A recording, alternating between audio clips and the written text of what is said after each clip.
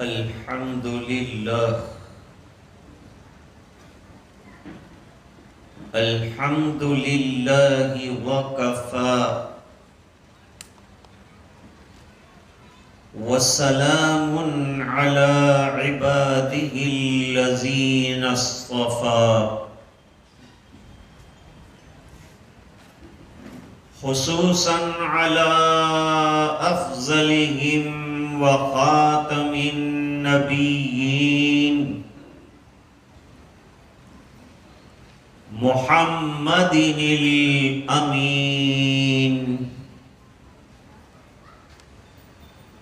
وعلى آله وصحبه أجمعين أما بعد أعوذ بالله من الشيطان الرجيم بسم الله الرحمن الرحيم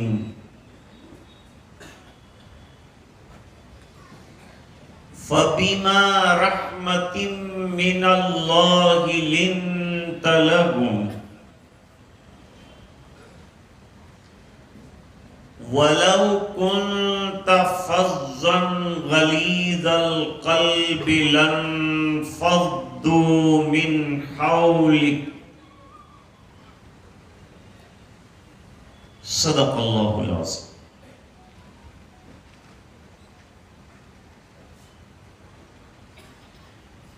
اللہم صل علی سیدنا محمد وعلى آل سيدنا محمد وبارك وسلم.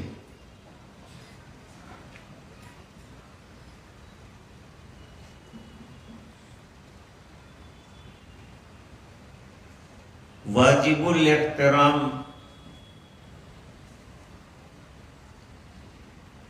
حضرات علماء کرام،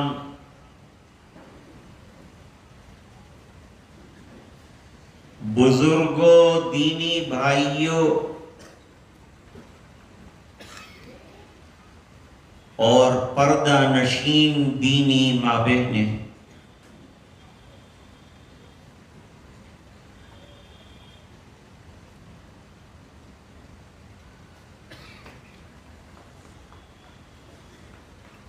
نوجوانوں نے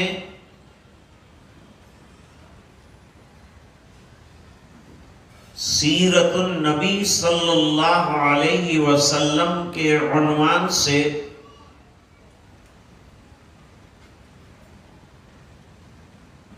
مختلف علماء کرام کے بیانات رکھیں.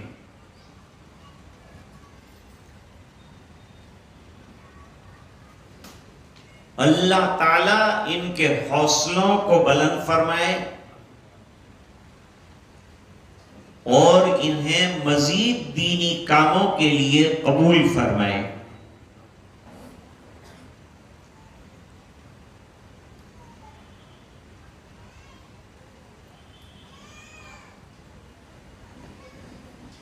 سیرت النبی صلی اللہ علیہ وسلم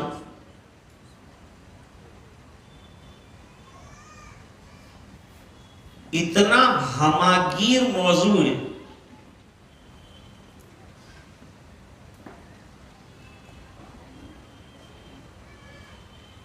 کہ روزانہ تقریر کرنے والے الگ الگ عناوین سے تقریر کریں گے، سیرت سنائیں گے.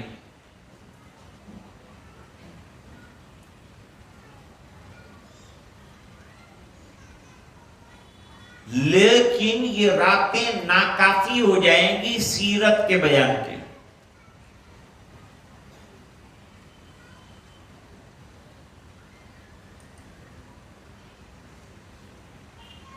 پوری زندگی سیرت بیان کرتے رہیں تب بھی نبی کی سیرت ختم ہونے کی چیز نہیں.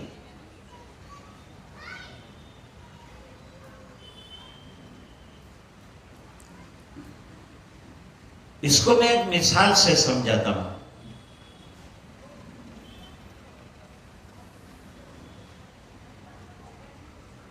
ایک قیمتی ہیرا ہے.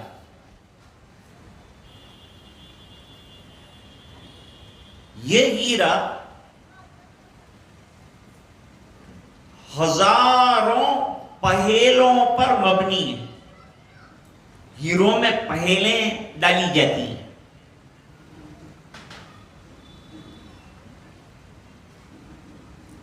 اب وہ ہیرے کو روشنی کے سامنے رکھا جائے.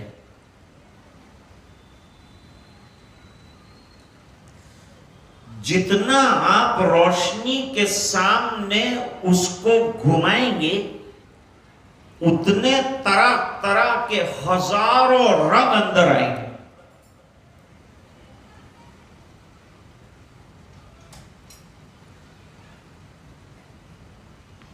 سیرت آقائے مدنی صلی اللہ علیہ وسلم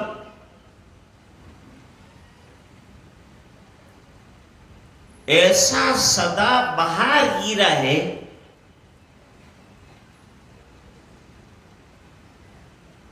کہ جس پہلو سے دیکھو اس کی روشنی مزمحل نہیں ہوتی.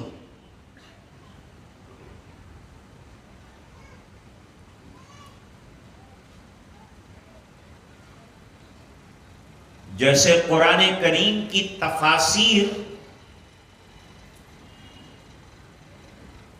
1400 سال سے لکھی جا رہی ہے لیکن کوئی نہیں کہہ سکتا کہ تفسیر پوری ہوگی.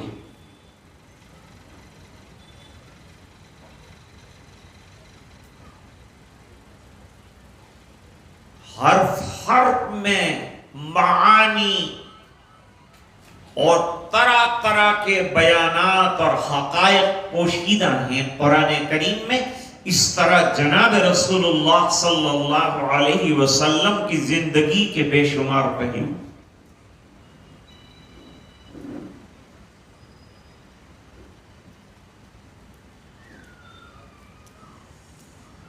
نمبر 2،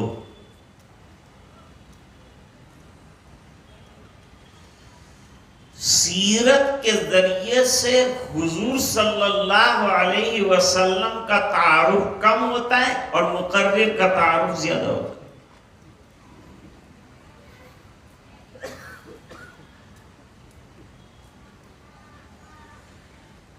کیونکہ آفتاب جو ہے اس کو تعارف کی ضرورت ہی نہیں، تو نکلتا ہے روشنی اتنی بکھیرتا ہے کہ اس کا تعارف وہ خود ہی کرا دیتا ہے.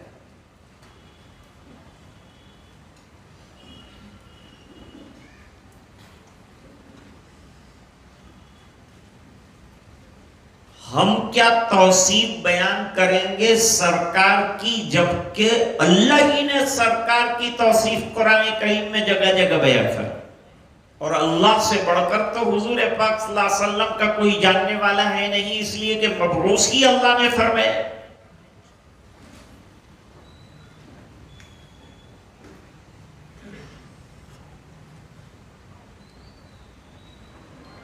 اللہ تعالی انبیاء کرام کو روشن ترین دل عطا فرماتے ہیں اور ایسے روشن دل میں وحی کی روشنی کو رکھتے ہیں.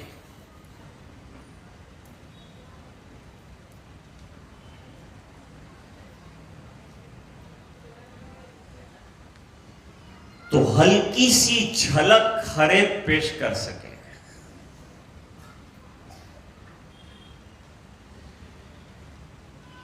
مائی مدحت محمدم بمقالتی ولیکن مدحت مقالتی بمحمد صلی اللہ علیہ وسلم.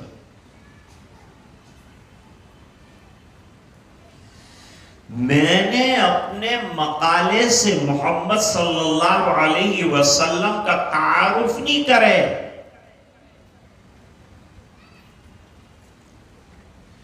بلکہ میرے مقالے کی مدح کی وجہ یہ کہ اس میں سرکار کا بیان ہے.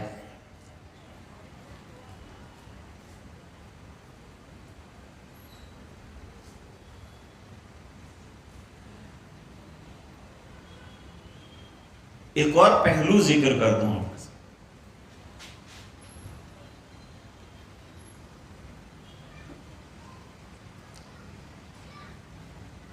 جتنے دنیا میں بڑے بڑے سیلیبریٹیز ہوئے، بڑے لوگ ہوئے، وبھوتیاں ہوئی،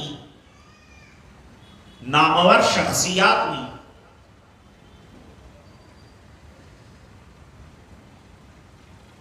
ان میں سائنٹسٹ بھی ہیں، جرنلسٹ بھی ہیں، شعراء بھی ہیں، ادبا بھی ہیں، فصحاء بھی ہیں، بلاغا بھی۔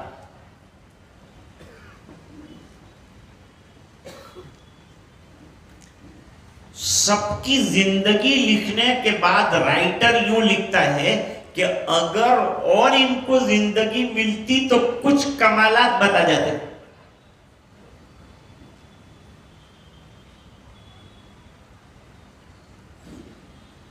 لیکن ان کی زندگی نے وفا نہیں۔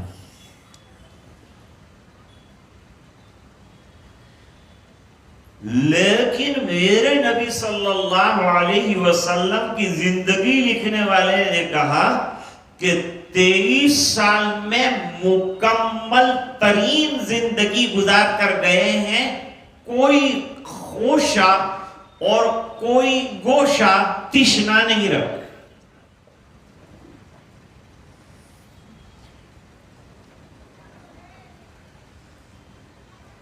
مائیکل ہارٹ،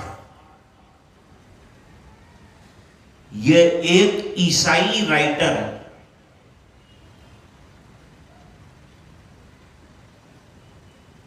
اس نے کتاب لکھی انگریزی میں، اس کا نام ہے 300 دنیا کے 100 بڑے لوگ۔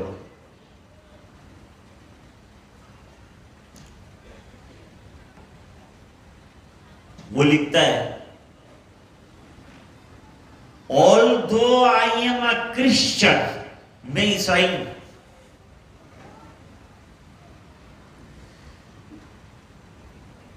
but amongst the 100 of people,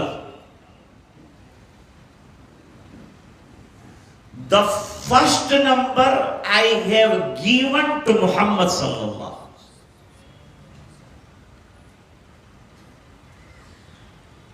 بہت سی زندگیاں پڑھی اور بہت سی زندگیاں دیکھی، لیکن جو کمال کی زندگی حضور کی دیکھی کسی کی نہیں دیکھی۔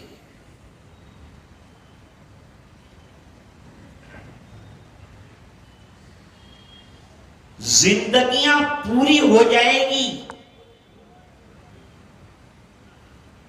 لیکن مدح سرکار ختم نہیں ہو۔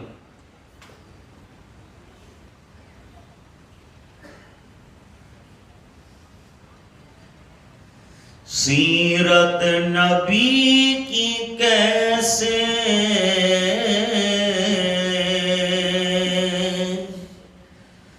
سمائے گی نعت میں،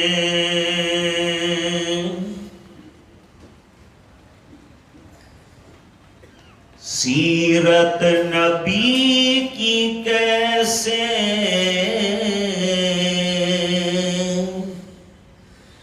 سمائے گی نعت میں، جب تک نبی سے عشق بڑھایا نہ جائے گا،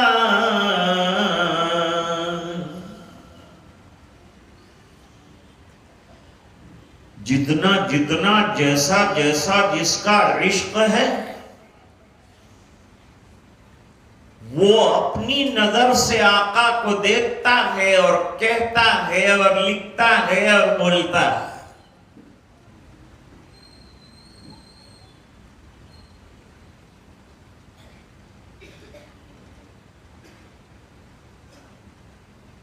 میں نے آپ کے سامنے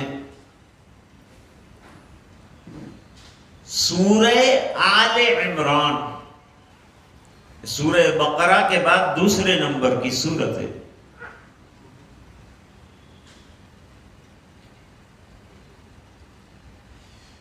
159 نمبر کی آیت پڑھی۔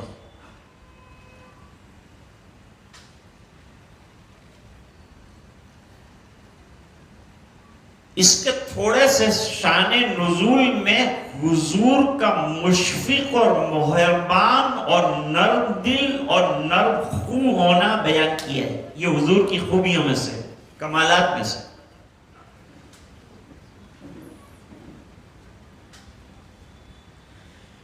فرمایا فَبِمَا رَحْمَةٍ مِّنَ اللَّهِ لِنْتَ لَهُمْ.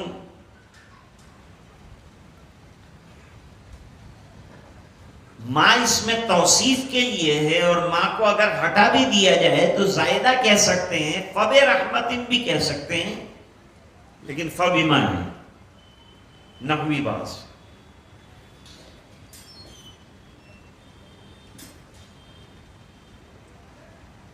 اللہ کی رحمتوں کی وجہ سے اللہ نے نبی کے دل کو نرم بنایا ہے.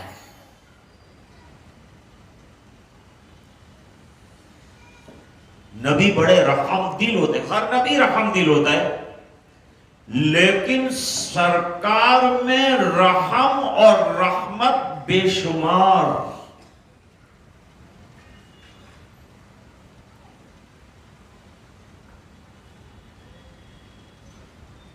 انسانوں کے لیے رحمت، جنات کے لیے رحمت، جانوروں کے لیے رحمت، جمادات کے لیے رحمت، نباتات کے لیے رحمت، آسمانوں کے لیے رحمت، زمین کے لیے رحمت، فرشتوں کے لیے رحمت، جنات کے لیے رحمت، بڑوں کے لیے رحمت، چھوٹوں کے لیے رحمت، عورتوں کے لیے رحمت.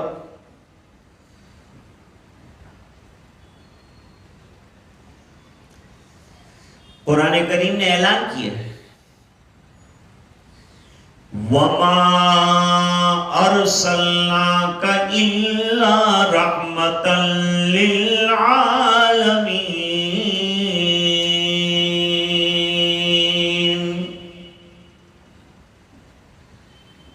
ہم نے پورے عالم والوں کے لیے آپ کو رحمت بنا کر بھیجا ہے.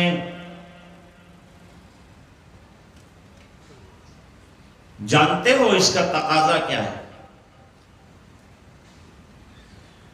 ہم سیرت کا جلسہ ربیع اول میں کرتے ہیں اس لیے کہ دنیا میں انسانیت کی بہار ربیع اول میں ہے. اب تو ربیع اول ختم ہو گئی، ربیع آخر شروع ہوا ہے، لیکن سیرت ختم نہیں ہوتی، وہ تو چلتی رہے.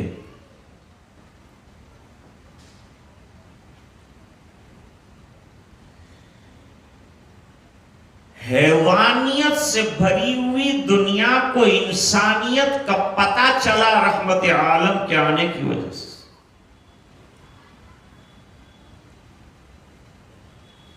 غور کرنا، سوچنا ذرا. حضور رحمت للمسلمین نہیں ہے، حضور رحمت للعالمین ہے. تو ہماری سیرت کے جلسوں میں جب نبی عالم کے لیے رحمت بنا کے بھیجے گئے ہیں تو جہاں اپنے لوگ ہونے چاہیے وہاں غیروں کو بھی خوب دعوت دے کر لانا چاہیے. ہم تو سیرت سنتے ہی رہتے ہیں، لیکن ہم ان کو بھی سنائیں جن کو آقا کی جانب سے غلط فہمیاں ہو گئی کہ کس قدر رحمتوں کا معاملہ حضور پاک صلی اللہ علیہ وسلم نے اپنوں کے ساتھ اور دشمنوں کے ساتھ کیا ہے.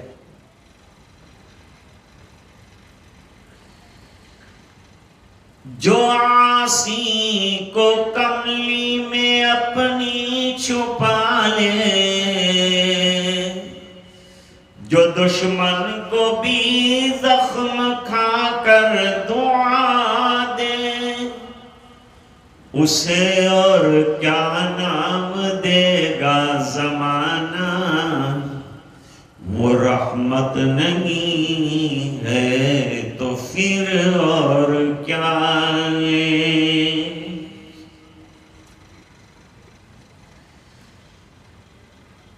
دشمنوں کے ساتھ بھی حضور پاک صلی اللہ علیہ وسلم کا بڑا رحم و کرم کا معاملہ رہا.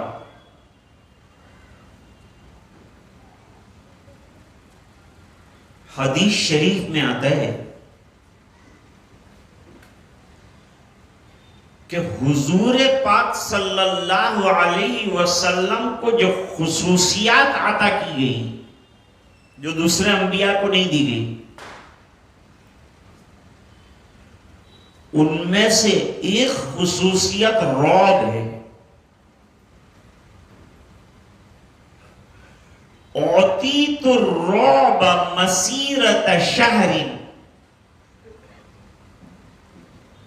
حضور نے فرمایا جہاں میں بیٹھا ہوتا ہوں وہاں سے 1 مہینے تک کی مسافت پر میرا رعب چھایا ہوا ہوتا۔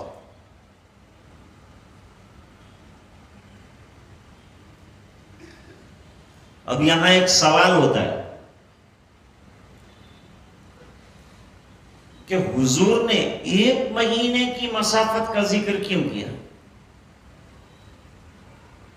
جواب، آپ کے اکثر اعداء اور دشمن 1 مہینے کی مسافت پر تھے۔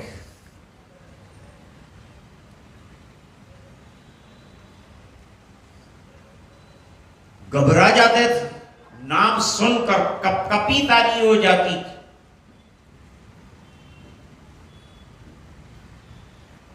لیکن جب نبی کے دربار میں آتے تھے محبت سے ان کا دل بھر جاتا تھا۔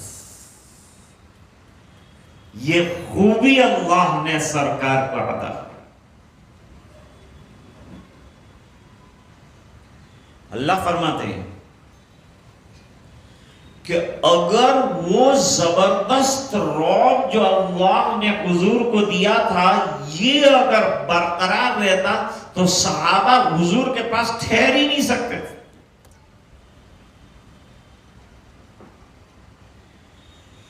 لیکن آپ کی شفقتیں، آپ کی نرمی، آپ کی مہربانیاں، آپ کے اخلاق،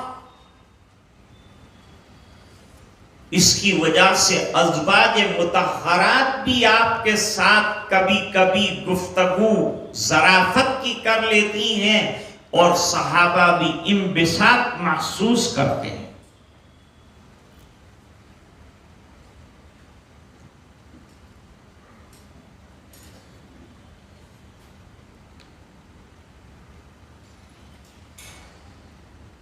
ہندا کا نام سنا ہوگا، ہر مسلمان جو سیرت پڑھتا ہے اس کے سامنے ہندا کا نام تو آتا ہی۔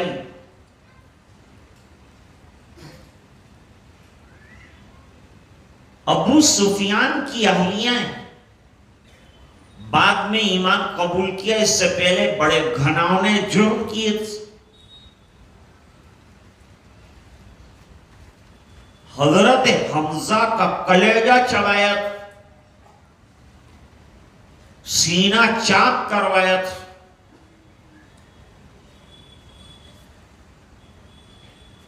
علماء نے لکھا کہ وہ کلیجہ جو چبایا تو وہ کلیجے میں ایمانی انوار تھے، چباتے چباتے وہ انوار ہندا کے دل میں پہنچ گئے، جس کی وجہ سے اللہ نے اسے ہدایت دی۔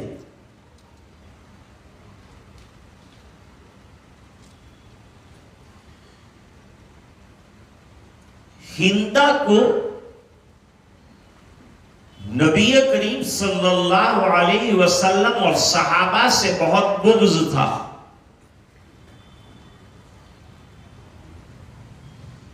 جب تک کوئی اسلام کی خوبیاں جان نہیں لے گا تو اس کو دور سے اسلام بڑا گھناؤنا مذہب غلط پروپیگنڈوں کی وجہ سے معلوم ہوگا۔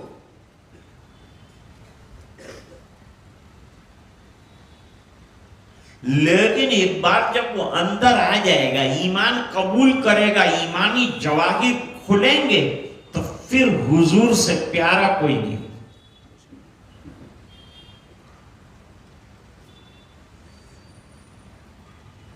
سیرت کا جلسہ ہوتا ہے، کیوں کرتے ہیں؟ حضور سے محبت کی وجہ سے،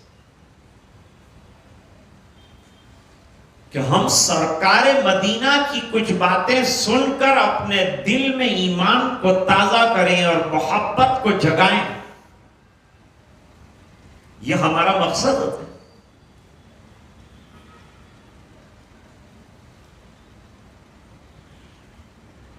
لیکن یاد رکھو سرسری محبت کافی نہیں ہے. محبت کا گراف اتنا اونچا ہونا چاہیے کہ ضرورت پڑے تو سرکار کے لیے گردن کٹانا آسان ہو جائے. سمجھو کہ یہ سچی محبت ہے.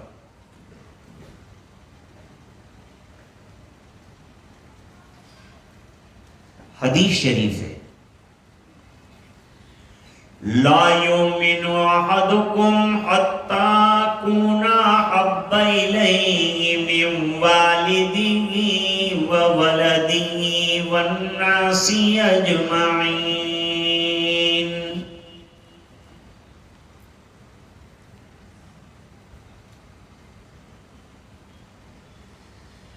تم کمال ایمان کو نہیں پہنچو گے. سن رہے ہیں نا میری بات؟ سمجھ رہے ہیں نا آپ؟ سمجھ کے سننا ہے بات کو اور اس کو عمل میں اتارنا.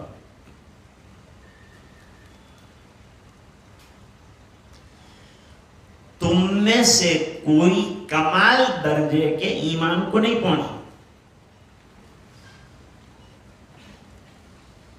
یہاں تک کہ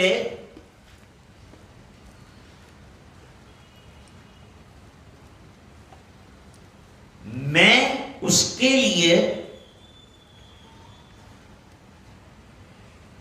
محبوب تر ہو جاؤں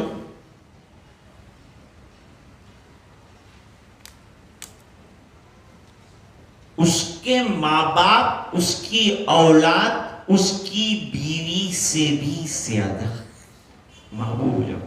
اور بیوی سے کتنی محبت ہوتی، نام نہیں لے سکتے. بچے سے کتنی محبت ہوتی، ماں باپ سے کتنی محبت ہوتی. یہ محبتوں سے اوپر محبت چاہیے حضور پاک صلی اللہ علیہ وسلم کی، ہے نا؟ حضرت عمر نے غور کر کے کہا کہ جی حضور مجھے اتنی محبت ہے. فرمایا ابھی بھی کمال نہیں ہے، محبت کا ٹاپ لیول نہیں ہے. حضور وہ کب ہے؟ فرمایا کہ جب تمہاری ذات سے بھی زیادہ میں تمہیں محبوب ہو جاؤں کہ ذات پر آ پڑے میری تو تم قربان ہونے کے لیے تیار ہو. یہ محبت ہے.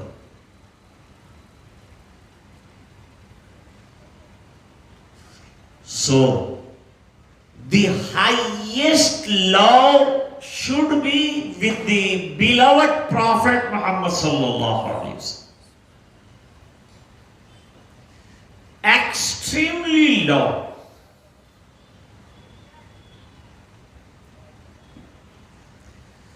غزوہ احد میں حضرت طلحہ تیر چلا رہے تھے، حضور پیچھے بیٹھے ہوئے تھے. وہ بڑے اچھے تیر انداز تھے، حضور کا دفاع کر رہے تھے صلی اللہ علیہ وسلم. دفاع کر رہے تھے. کبھی کبھی حضور کھڑے ہوتے تھے ان کے پیچھے تاکہ دیکھیں کہ ان کا تیر کہاں تک پہنچا. تو حضرت طلحہ کہتے تھے حضور آپ نیچے بیٹھ جائیں، ایسا نہ ہو کہ کوئی تیر میرے سینے سے پار ہو کر آپ کے سینے کو زخمی کر. اس کو کیا کہتے ہیں؟ اس کو ایکسٹریم لو محبت کہتے ہیں.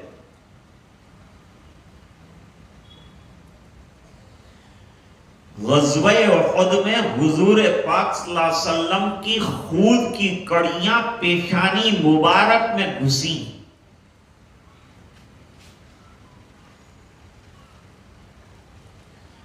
ابو عبیدہ ابن جراح رضی اللہ تعالیٰ عنہ نے اس کے اندر اپنا دانت فکس کیا اور اتنی زور سے کھینچا کہ خود ان کا دانت ٹوٹ گیا اور وہ دور جا کر گر گئے. خون بہ رہا ہے. نبی کی خود کی کڑی نکالنے کے لیے دانت توڑوا دیا لیکن پرواہ نہیں کیا. ابھی تو خود کی ایک اور کڑی اندر گھسی ہوئی ہے. پھر اپنا دانت داخل کیا, پھر کھینچا, پھر گر گئے, پھر دوسرا دانت ٹوٹ گیا. یہ محبت.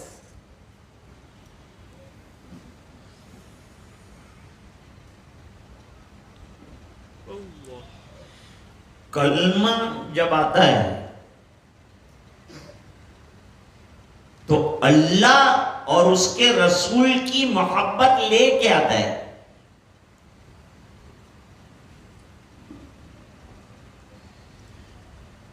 تو ہندا نے فتح مکہ کے موقع پر دروازے بند کریے کہ میری آ بنے گی, کیونکہ میں نے تو بہت گھناؤنا معاملہ اسلام کے ساتھ کیا ہے.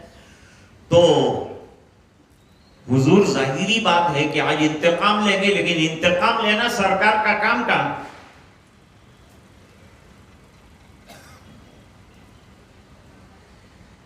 لکھنے والے لکھتے ہیں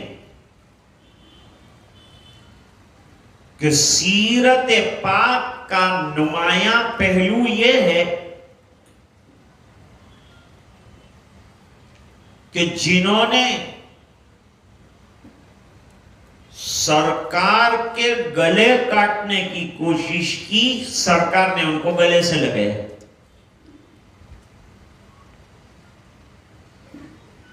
اور جنہوں نے سینوں میں برچھے اتارنے کی کوشش کی, ان کو سرکار نے سینے سے لگایا. یہ سیرت سرکار ہے.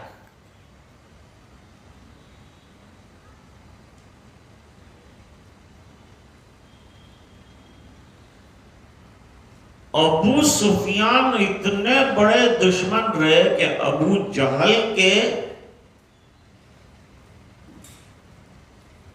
قتل ہو جانے کے بعد فتح مکہ تک جتنی لڑائیاں ہوئی,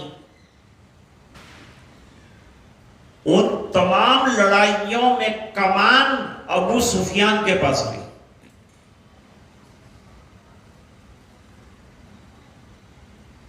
اور کوئی لمحہ انہوں نے حضور کو ختم کرنے اور دین کو مٹانے کا نہیں چھوڑا.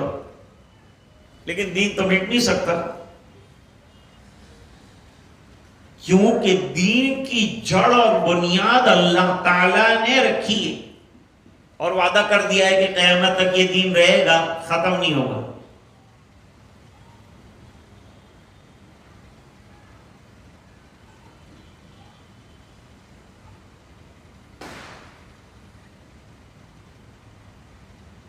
اب گھیرے میں آ گیا ابو سفیان. جب ابو سفیان گھیرے میں آیا,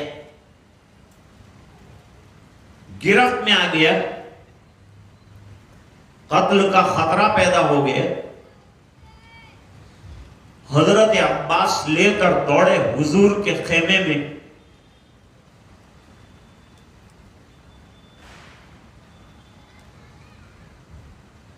اور جا کر کہا کہ ابو سفیان سردار آئے. حضور نے فرمایا معاف. اتنے سالوں کے دشمن کو معاف کرنا کوئی آسان کام ہے؟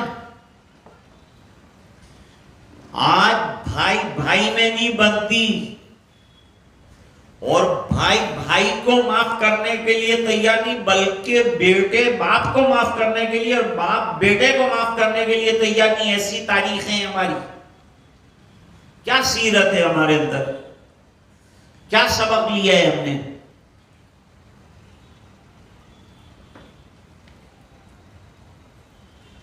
سرکار کا جگر دیکھیے,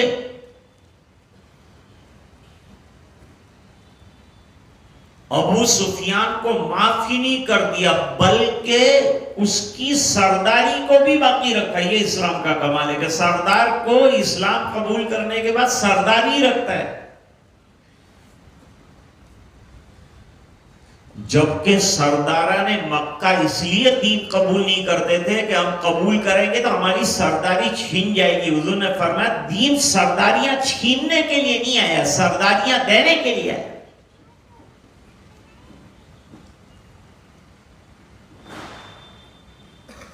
اب سرداری کیا دی وہ سنو.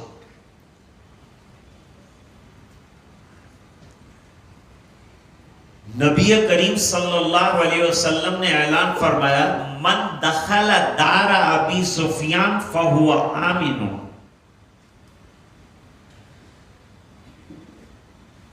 کل جو ابو سفیان کے گھر میں داخل ہو جائے گا وہ بھی قتل سے بچ جائے گا. سرداری دے دی. اب ذرا اس کی باریکی سمجھو. باریکی یہ ہے کہ یہ حدیث ہے کہ جو دار ابی سفیان میں داخل ہوگا وہ مامون ہوگا.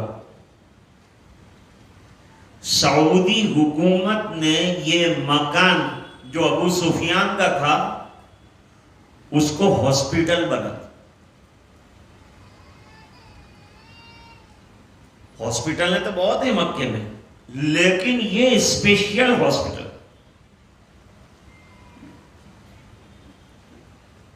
اس کے انٹرنس پر حضور کا یہ ارشاد لکھا کہ من دخل دار ابی سفیان فہو آمن او کما قال رسول اللہ صلی اللہ علیہ وسلم.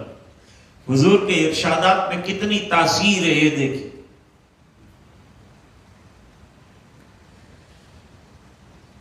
تو جب سب اسپتال والے ہاتھ اونچے کر لیتے اور نہ کہتے کہ یہ بیمار نہیں اچھا ہو سکتا تو اس کو ابو سفیان والے مستشفیٰ کے اندر داخل کرتے تھے کہ حضور نے فرمایا جو یہاں آئے گا وہ مامون ہو جائے گا اور وہ بیمار اچھا ہو کے جاتا تھا. یہ سرکار کے ایک ارشاد کی خوبی ہے. تو پوری زندگی کے کمالات کیا ہوں گے حضور پاک صلی اللہ علیہ وسلم کے اندازہ لگاؤ.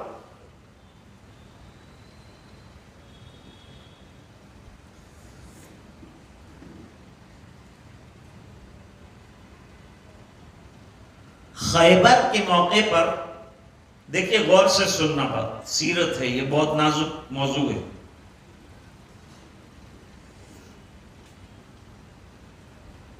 کئی دنوں تک محاصرہ کیا یہودیوں کا. سب یہودی جتنے بھگوڑے تھے نا بنو نذیر کے ادھر کے ادھر کے بنو قینوقہ جو سب خیبر میں آ کے جمع ہوئے تھے. خیبر میں کئی قلعے تھے سلالیم اور فلاں کئی قلعے تھے.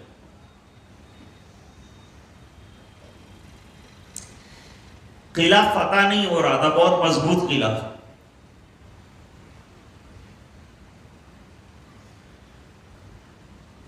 حضور پاک صلی اللہ علیہ وسلم نے فرمایا کل میں ایک ایسے شخص کو پرچم دوں گا جس کے ہاتھ کے اوپر اللہ تعالی فتح عطا. لیکن جس کے ہاتھ پر فتح دی جائے گی اس کے اندر دو خوبیاں ہوں گی، دو اسپیشلٹیز ہوں گی. نمبر ایک، وہ اللہ اور اس کے رسول سے محبت کرنے والا ہوگا. ایک خوبی. تو جس کو جھنڈا ملے گا ایک بات ثابت ہو جائے گی. نمبر دو، اللہ اور اس کا رسول بھی اس سے محبت کرنے والا.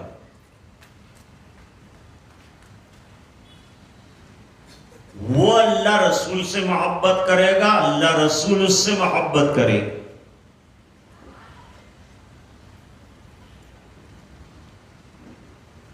اب یہ خوبی کسی کے لیے جب پرچم ملے گا تو ثابت ہو جائے گی. پرچم ملا تو یہ دو خوبیاں ثابت ہو گئی، اس کا تو بیڑا ہی پار ہو گیا.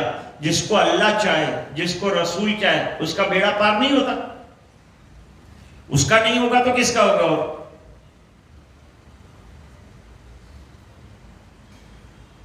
اب سب صحابہ فجر کی نماز کے بعد بے چین رہے. حضرت عمر کہتے ہیں کہ میں بیچ میں بیٹھا تھا رہا اور ذرا اونچا بھی ہوا 2-4 مرتبہ یوں کہ حضور دیکھ لیں تو مجھے بلا. یہ نہیں ہے کہ مجھے پرچم ملے گا جا کے وہاں کہیں خزانے نہیں لوٹنے کے، وہاں سر کٹوانے کا ہے، وہ جان کی بازی لگانے کی، اکیلے لڑنے کا ہے، خیبر کا اتنا بڑا دروازہ کھولنے کا ہے. لیکن صحابہ جان کی بازی لگانے کے لیے بھی تیار ہے. وطن چھوڑنا مشکل ہوتا ہے، لیکن انہوں نے سب چیزوں کو لات مار کر دین کو اختیار کر لیا اور مدینہ منورہ حضور کے پاس محبت میں آ گئے.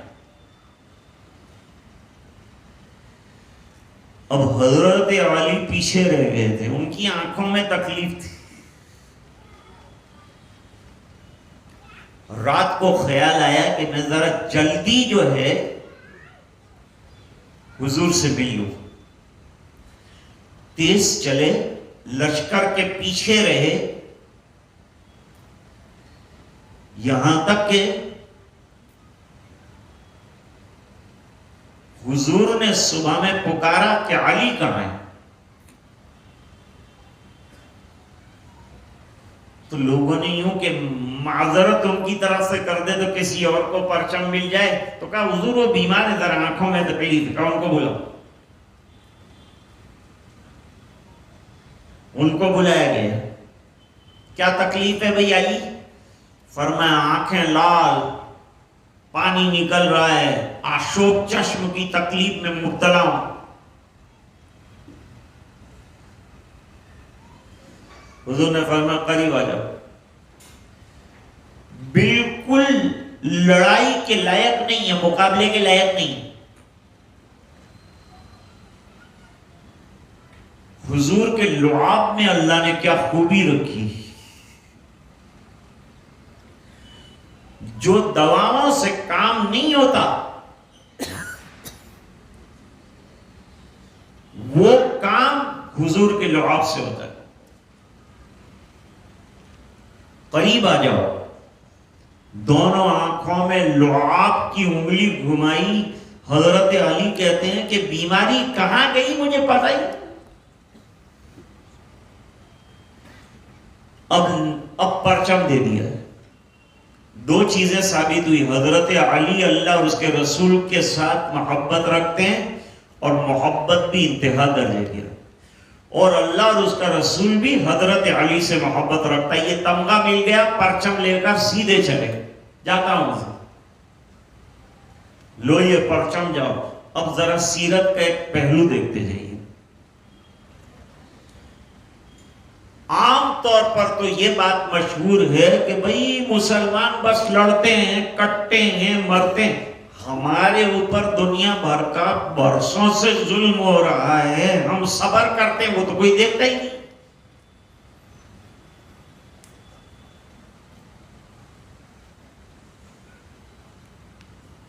فلسطین میں برسوں سے ظلم ہو رہا تھا، وہ نظر نہیں آتا ویڈیو. اور ابھی ایک دفاعی حملہ کیا تو سب دنیا کہتی ہے کہ یہ حماس والے جو ہیں وہ ٹیررسٹ ہیں. اور وہ کیا تھے ابھی تک؟ جنہوں نے ہزاروں بچے مار ڈالے، اسپتالوں پہ بم گرائے، اسکولوں پہ بم گرائے. کیا تھے وہ لوگ؟ کیا تھے؟ یہ الگ الگ اینک سے کیوں دیکھ رہے ہو آپ؟ انصاف کی نظریں کہاں گئی؟ یونو کہاں ہیں؟ اٹل بہاری واجپئی نے کہا تھا کہ فلسطین کی زمین فلسطین والوں کو ملنی چاہیے اور اسرائیل کا غاصبانہ قبضہ ختم ہونا چاہیے. آج سے 35 سال پہلے کا بیان ہے اٹل بہاری واجپئی صاحب. اور انڈیا کی پالیسی بھی اس وقت یہ ہے کہ فلسطینی مظلوم ہیں، ان کو ان کی زمین ملنی چاہیے، ان کو آزادی ملنی چاہیے، اور مرتا کیا نہ کرتا وہ یہ نہیں کریں گے تو کیا کریں گے؟ ان کی بہادری کو سلام کرنا پڑے گا کہ گود میں مرا ہوا بچہ ہے لیکن کہہ رہا ہے کہ ہم فلسطین لے کے رہیں گے اور جہاد کرتے رہیں گے۔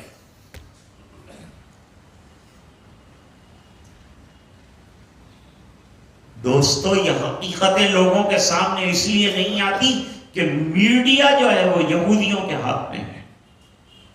ان کے ٹیبل سے جب تک گزرتی نہیں کوئی خبر دنیا کے کسی اخبار میں آتی نہیں۔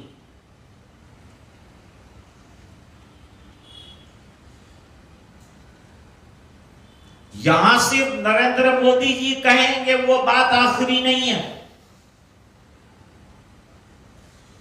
وہ ہمارے سربراہ ہیں، وزیر اعظم ہیں، ان کا اپنا ایک خیال ہے، لیکن پالیسی جو ہندوستان کی ہے وہ پڑھو، وہ بیان کیا جاری کیا ہے اس کو پڑھو۔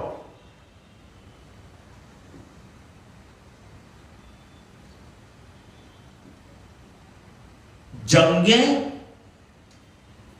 کسی معاملے کا حل نہیں ہے، معاملے تو ٹیبل پر بیٹھ کے ہی حل ہوتے ہیں، انسانوں کے سر کاٹنے سے نہیں حل ہوتے، مظلوموں کو مار ڈالنے سے مسائل حل نہیں ہوتے۔ اب میں آپ کو سیرت کا وہ پہلو دکھانا چاہتا ہوں۔ حضرت علی رضی اللہ تعالیٰ عنہ نے عرض کیا، سرکار جا کر مقابلہ آرائی کروں، تلوار چلانا شروع کروں؟ نبی کریم صلی اللہ علیہ وسلم نے فرمایا، ہرگز نہیں، ہرگز نہیں، ہمارا یہ مقصد نہیں۔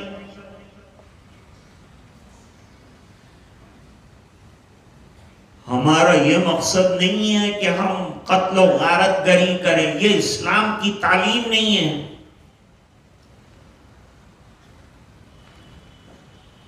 حضور نے جنگ میں بچوں کو، بوڑھوں کو، درویشوں کو، عورتوں کو مارنے سے منع فرمایا۔ دکھ کا اظہار فرمایا۔ ایک شبخون میں ایک عورت ماری گئی تھی، حضور کو بہت غم ہوا، اچھا نہیں ہوا، اس لیے حضور شبخون نہیں مارتے تھے، اس میں کوئی بھی لپیٹ میں آ جاتا۔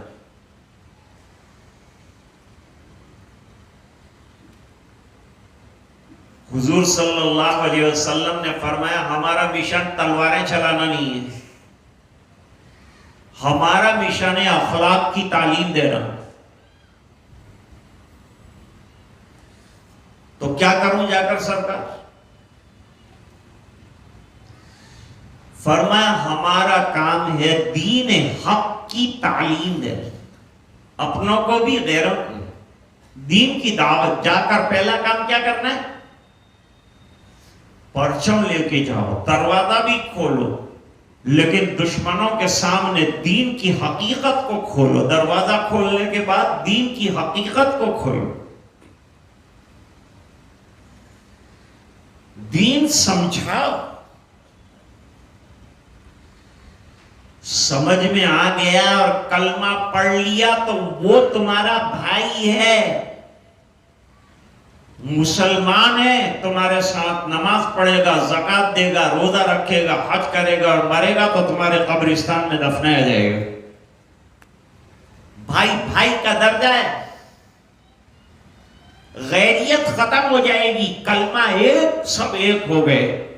حرم پاک بھی، اللہ بھی، قرآن بھی ایک، کیا بڑی بات تھی، ہوتے جو مسلمان بھی ایک۔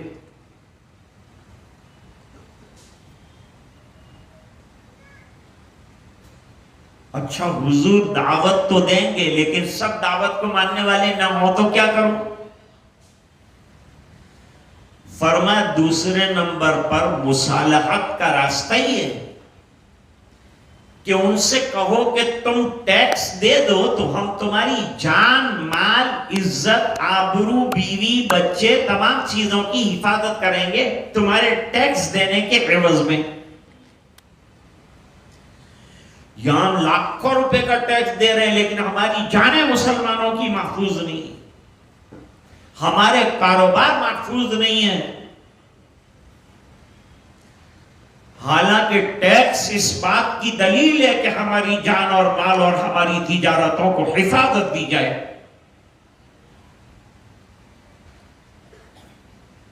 اچھا حضور یہ بھی نہ مانے تو فرمایا تیسرا درجہ جو ہے، اب کچھ نہ مانے تو پھر تیسرے درجے میں لڑائی کرنی پڑتی، مقابلہ.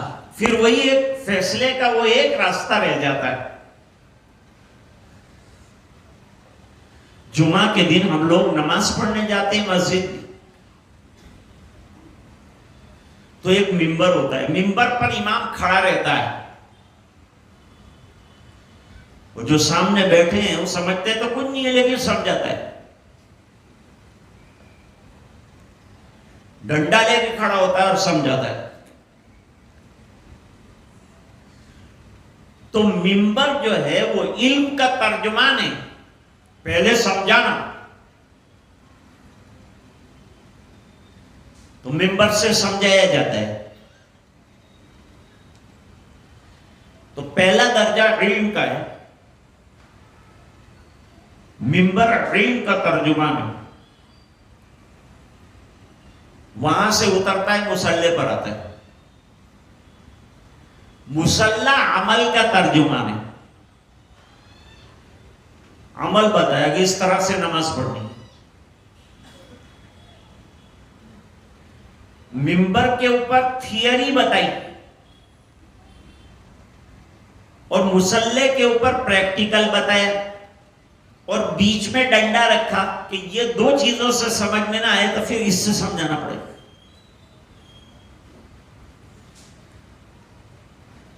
تو ادھر علم رکھا ادھر عمل رکھا، نہ سمجھ میں آئے تو بیچ میں ڈنڈا رکھا.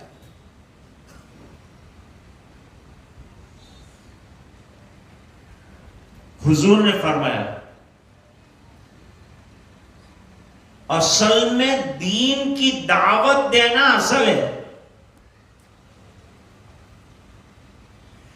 نبی دائی ہوتا ہے خیر کا، دین کا. دین میں خیر ہی خیر ہے نا، تو اس کا دائی ہوتا ہے. وہ پوری دنیا میں بھلائیاں چھا جائے اس کی دعوت دیتا ہے نبی. آپ دنیا کو سمجھاؤ نا کہ نبی خیر کا، بھلائیوں کا دائی تھا.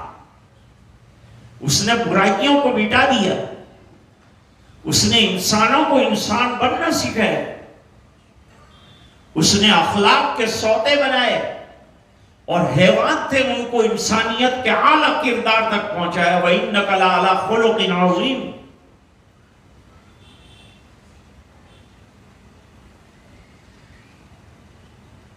پہاڑوں کے قریب سے حضور پاک صلی اللہ علیہ وسلم تشریف لا رہے تھے.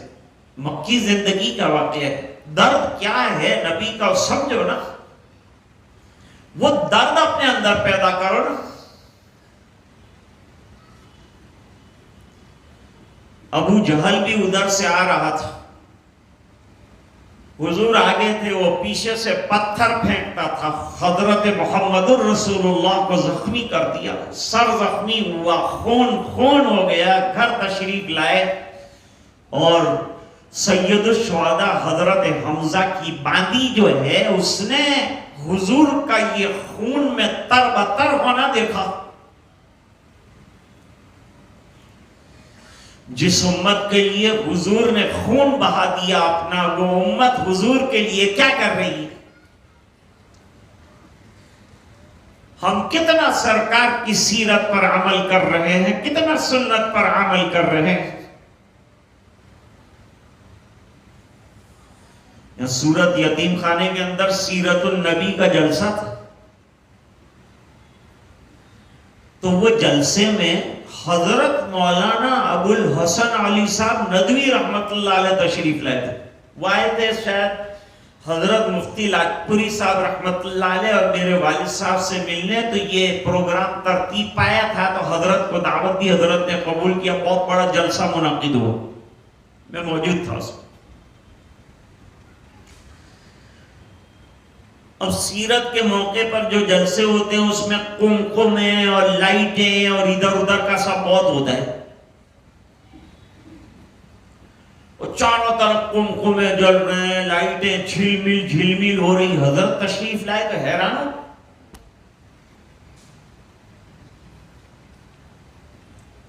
اس زمانے میں ایک وکیل صاحب جو تھے وہاں کے ذمہ دار تھے یتیم خانے کے، ان کو بلایا اور پوچھا کہ یہ لائٹیں آپ نے کیسے؟ کہا حضور کی یاد میں لگائی. کہا حضور کے گھر میں تو چراغ بھی نہیں تھا، کیسی یاد کر رہے تھے؟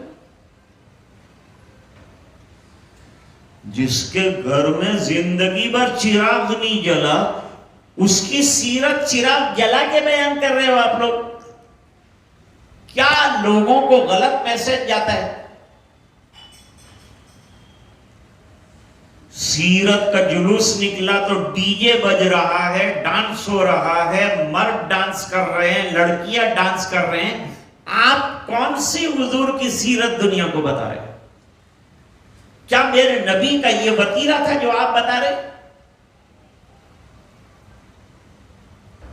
دو مولاناؤں کو بڑے بڑے اونٹ پر بٹھا دیا اور انہوں نے کالا چشمہ پہن لیا اور بڑا قرآن لیا، ایک آیت بھی پڑھتا نہیں.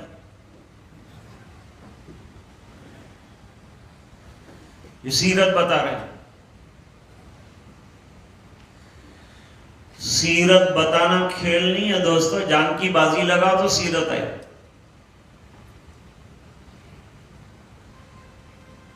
ورنہ سیرت کی سین بھی سمجھ میں نہیں آ سکتی.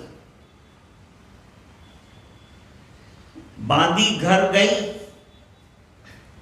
حضرت حمزہ بھی ایمان نہیں لائے تھے. کہا سنو، تمہارا بھتیجا کافروں کی مار کھاتا ہے، زخمی ہو جاتا ہے اور آپ شکار کی مستی میں ہیں. کہا کون؟ کہا آپ کے بھتیجے محمد. اچھا، کس نے مارا؟ کہا ابو جہل نے. زخمی کر دیا آپ کے بھتیجے کو.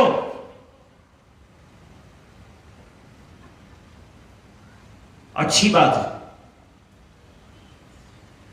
کمان لٹکائی، تیر لیا، تلاش کیا، ابو جہل کے سر پر 2 کمانیں جا کر مانی، کسی کی ہمت نہیں.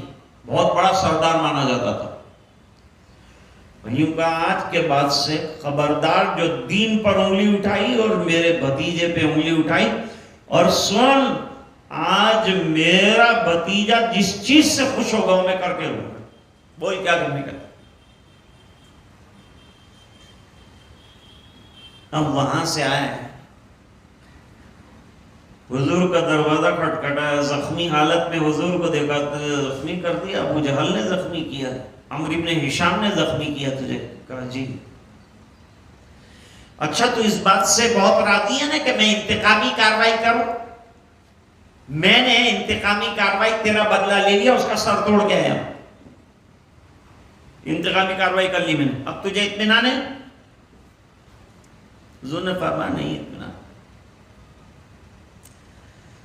چچا جان، اللہ نے مجھے دنیا میں انتقام کی پالیسی لے کر نہیں بھیجے.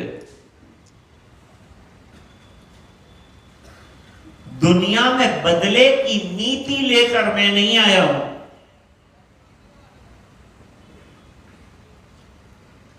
تو بیٹا تو خوش کس بات پر ہوگا؟ کہا آج مجھے آپ خوش کرنا چاہتے ہیں؟ کہا میں آج کسی بھی بل پر تجھے خوش کر کے چھوڑوں گا. تو کہا بس میری خوشی یہ ہے کہ آپ کی زبان پر آئے اشہد ان لا الہ الا اللہ وان محمد عبدہ ورسولہ، تو میری خوشی کا پار نہیں رہے گا. کہا اگر تو اسی سے خوش ہوتا ہے تو آج سے میں مسلمان. یہ میرے نبی کا مشن. حضور نے کیا فرمایا؟ حضرت علی رضی اللہ تعالیٰ عنہ، بخاری شریف کا لفظ ہے، لَأَن يَهْدِيَ اللَّهُ بِكَ رَجُلًا وَاحِدًا خَيْرٌ لَكَ مِنْ حُمُرِ النَّعَمِ.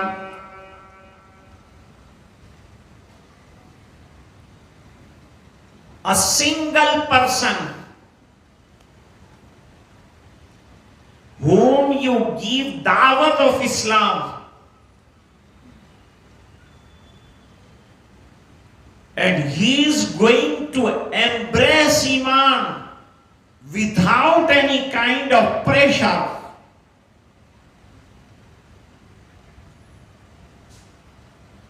It is better for you.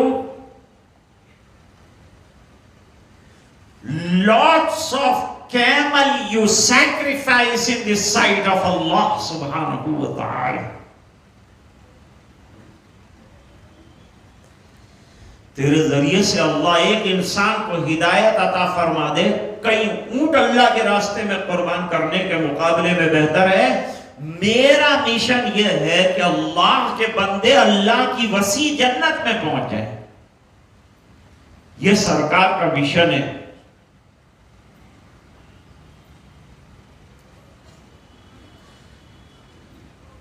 تو ہندا نے دروازہ بند کر لیا فتح مکہ کے موقع پر کہ اب میری یا بنی۔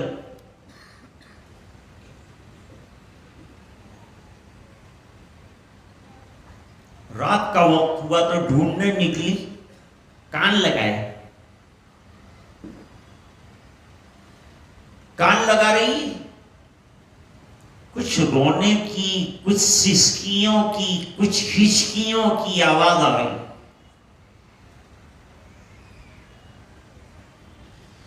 سوچا یہ وہ لوگ ہیں اور وہ عورتیں اور وہ بچے ہیں جن کے باپ قتل ہو گئے ہوں گے، تو بچے رو رہے ہیں، مائیں سسکیاں لے رہی، بیویاں رو رہی ہیں، ہچکیاں بندھی ہوئی ہیں۔ چلو جا کر ان کا ذرا فیور کروں، ذرا ان کی ہمدردیاں لوں۔ قدم آگے بڑھے، رات کے وقت فتح مکہ ہو چکا ہے، پرچم لہرا رہا ہے مکہ مکرمہ میں، بیت اللہ کے اوپر اسلام کا پرچم لہرا رہا ہے۔ دیکھ کر کافرین مدہوش ہو جاتے تھے کہ ہائے ہائے یہ کیا ہو گیا، 13 سال کی محنت پہ پانی پھیر کے رکھ دی۔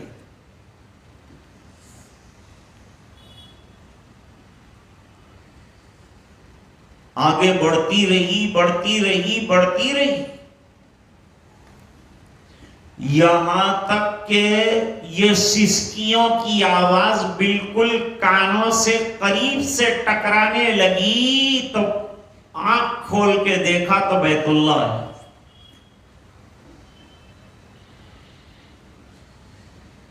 اب جب بیت اللہ میں جھانک کے دیکھا تو وہ لوگ جو دن کو گھوڑوں پر سوار نظر آتے تھے وہ رات کو مسلوں پر سوار نظر آئے۔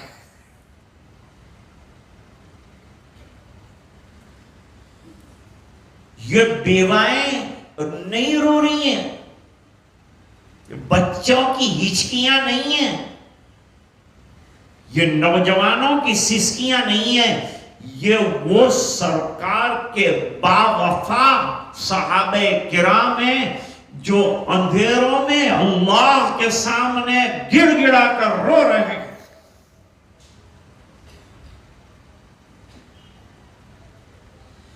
ہندا نے کہا بیت اللہ کی یہ دھرتی 360 بتوں سے معمور تھی، اور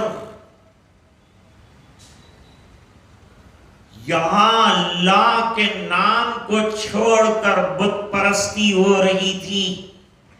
یہ زمین اللہ کے بندوں کے سجدوں کے لیے تڑپ رہی تھی۔ آج رسول اللہ کے متوالے آئے، آج زمین کو قرار آ گیا ہے، آج سجدوں سے دھرتی کو سکون ملا ہے بیت اللہ کی۔ واہ رے میرے جھیالو، تمہارے رونے پر میں قربان ہو گئی۔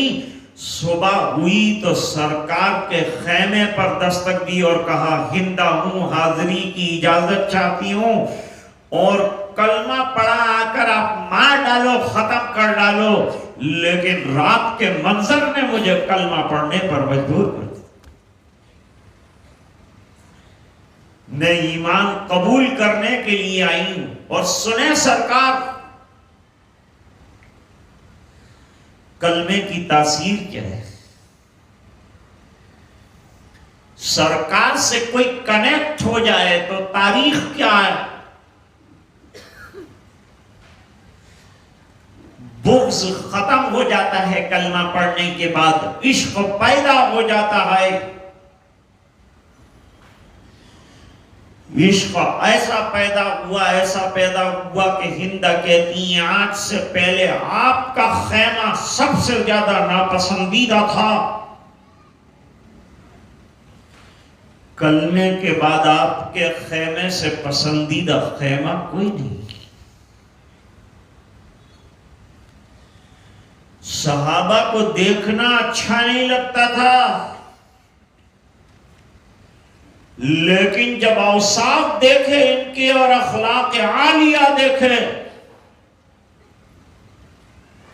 تو اب ان سے زیادہ پیارا کوئی نہیں رہا، اور رسول آپ کو دیکھ لیا تو آپ سے اتنی محبت ہو گئی کہ کسی اور سے اتنی محبت نہیں، اتنی محبت ہو جائے نبی کریم صلی اللہ علیہ وسلم سے تو بیڑے پار ہو جائے۔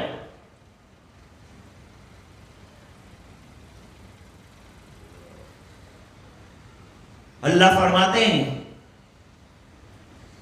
فَبِمَا رَحْمَةٍ مِّنَ اللَّهِ لِنْتَ لَهُمْ، اللہ کی رحمت کے آپ کو نرم خو بنایا گیا ہے، مشفق اور مہربان بنایا گیا ہے۔ یہ آپ کے اوصاف ہیں، اپنے اندر بھی پیدا کرو، مشفق بنو، مہربان بنو، خلیق بنو، بااخلاق بنو، دشمنوں کو معاف کرنا سیکھو، انتقامی کارروائیاں ختم کر دو، صبر سے کام لو، اللہ سے مانگو۔ وَلَوْ كُنْتَ فَضًّا غَلِيظَ الْقَلْبِ لَانفَضُّوا مِنْ حَوْلِكَ، اگر آپ درست خو ہوتے، سخت مزاج ہوتے تو صحابہ کا جھرمٹ شمع کے ارد گرد جیسے پروانے جمع ہوتے ہیں جمع نہ ہوتا۔ اب معافی کا نظام بنائیے، ان کے لیے استغفار بھی کیجئے اور ان کے لیے دعائیں بھی کیجئے اور ان سے مشورے بھی کیجئے۔ یہ تمام تلقین نبی کریم صلی اللہ علیہ وسلم کے اخلاق عالیہ کو چار چاند لگانے کے لیے کہی گئی، لیکن یہ آیت نازل کس سلسلے میں ہوئی ہے کوئی اور ملاقات پر انشاءاللہ اس کا تبصرہ کریں گے۔ آج اسی پر اپنی بات ختم کرتے ہیں۔ وآخر دعوانا ان الحمدللہ رب العالمین۔ ہمارے یوسف بھائی یونیک والے بیمار چل رہے ہیں، عرصہ دراز سے ان کے لیے دعا فرمائیں، اللہ تعالیٰ شفا کاملہ عطا فرمائے۔ اور باقی بہت سے لوگ بیمار ہیں جنہوں نے دعاؤں کے لیے کہا ہے، کچھ لوگ دنیا سے انتقال کر گئے، اللہ تعالیٰ مرحوموں کی مغفرت فرمائے۔ نوجوانوں نے محنت کی، اللہ تعالیٰ ان کی نوجوانی کو قبول فرمائے، ان کی محنتوں کو قبول فرمائے۔ اللہم لک الحمد ولک الشکر سبحان اللہ وبحمدہ سبحان اللہ العظیم سبحان اللہ وبحمدہ عدد خلقہ ورضا نفسہ وزنۃ عرشہ ومداد کلماتہ۔ اللہم لک الحمد کما ینبغی لجلال وجہک وعظیم سلطانک۔ اللہم صلی علی سیدنا محمد وعلی آل سیدنا محمد وبارک وسلم۔ ربنا آتنا فی الدنیا حسنہ وفی الآخرۃ حسنۃ وقنا عذاب النار۔ اللہم حبب الینا الایمان وزینہ فی قلوبنا وکرہ الینا الکفر والفسوق والعصیان واجعلنا من الراشدین واجعلنا من الذین لا خوف علیہم ولا هم یحزنون۔ اللہم لا مانع لما اعطیت ولا معطی لما منعت ولا راد لما قضیت ولا ينفع ذا الجد منک الجد۔ اللہ ہمارے گناہوں کو معاف فرما، کوتاہیوں سے درگزر فرما، اپنا فضل اور کرم شامل حال فرما، رحم کے اور کرم کے فیصلے فرما، اپنی رضا دائمی عطا فرما۔ اے اللہ، حضور پاک صلی اللہ علیہ وسلم جو تعلیمات لے کر آئے وہ تعلیمات زندگی میں جاری کرنے کی توفیق عطا فرما۔ حضور صلی اللہ علیہ وسلم کی محبت سچی نصیب فرما، اور یہ جذبہ محبت سے ہمیں اطاعت کے جذبے کی طرف متحول فرما۔ آپ صلی اللہ علیہ وسلم کی عظمت ہمارے دلوں میں جاگزین فرما۔